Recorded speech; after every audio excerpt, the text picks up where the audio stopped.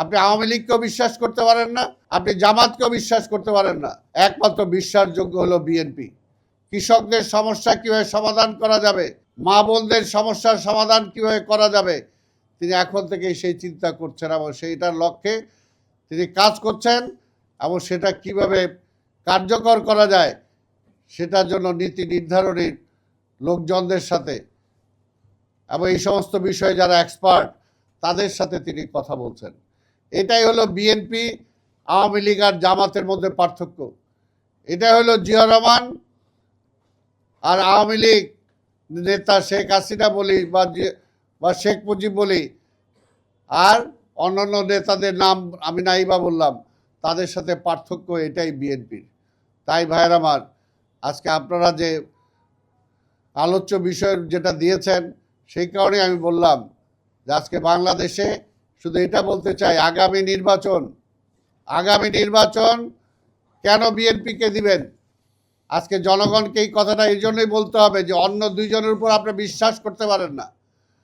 আপনি আওয়ামী লীগকেও বিশ্বাস করতে পারেন না, আপনি জামাতকেও বিশ্বাস করতে পারেন না। একমাত্র বিশ্বাসযোগ্য হলো বিএনপি। অতীতে সেটা প্রমাণ করেছে। তো সেই কারণেই যাকে বিশ্বাস করতে পারেন তার উপরেই তো আপনাকে নির্ভর করতে হবে, তাকেই তো আগামী দিনে রাষ্ট্র ক্ষমতায় পাঠাতে হবে। সেই কারণে তারা নির্বাচনটাকে ঠেকাতে চায়, বারবার নির্বাচন পিছিয়ে বিএনপিকে পিছিয়ে দিতে চায়। কিন্তু বিএনপি পিছায় নাই, দেশটাকে আপনারা পিছিয়ে দিয়েছেন। আজকে দেশের অর্থনীতির অবস্থা খুবই খারাপ। আজকে নতুন কোনো ইনভেস্টমেন্ট নাই, প্রতিদিন বেকার সংখ্যা বাড়ছে। আজকে মধ্যবিত্ত থেকে নিম্ন মধ্যবিত্ত হয়ে যাচ্ছেন, আর নিম্নবিত্তরা আজকে হারিয়ে যাচ্ছে। দেশের কি অবস্থা, এই সাংবাদিক ভাইরা আপনারা যারা ঘোরাঘুরি করেন আপনারা আমাদের চেয়ে ভালো জানেন দেশের বাস্তব বর্তমান অবস্থাটা কি। সেই কারণে আমরা চাই যে কে আজকে ইসলামী বিপ্লব করতে চান, কে আজকে সমাজতন্ত্র কায়েম করতে চান, সেগুলো আপনারা পরে করেন। আগে অন্তত গণতন্ত্রটা আমরা ফিরিয়ে আনি, গণতন্ত্রটা প্রতিষ্ঠিত করি, মানুষের অধিকারটা আগে নিশ্চিত করি, আইনের শাসনটা আগে ফিরিয়ে আনি। তারপরে যার যারটা যদি জনগণ আপনাকে রায় দেয় আপনি সেটা করবেন, কিন্তু জনগণের উপর চাপিয়ে দেওয়ার তো কোনো সুযোগ নাই। বিএনপি তো কোনো কিছু চাপিয়ে দিতে চায় না।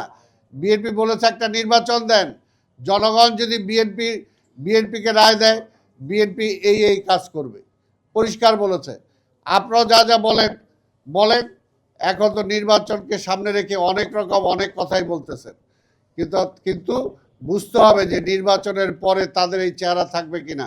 শেখ হাসিনাও বলছিল মাথায় হিজাব লাগায়া তসবি নিয়া, সেই সময় বলছিল যে আমাকে অন্তত একবারের মতো ক্ষমতা দিয়ে দেখেন, বিশ্বাস করেন। কিন্তু শেখ হাসিনাকে বিশ্বাস করে একটা স্বৈরাচার দেশে আমরা দেখেছি কিভাবে স্বৈরাচারের নতুন আমদানি হয়েছে।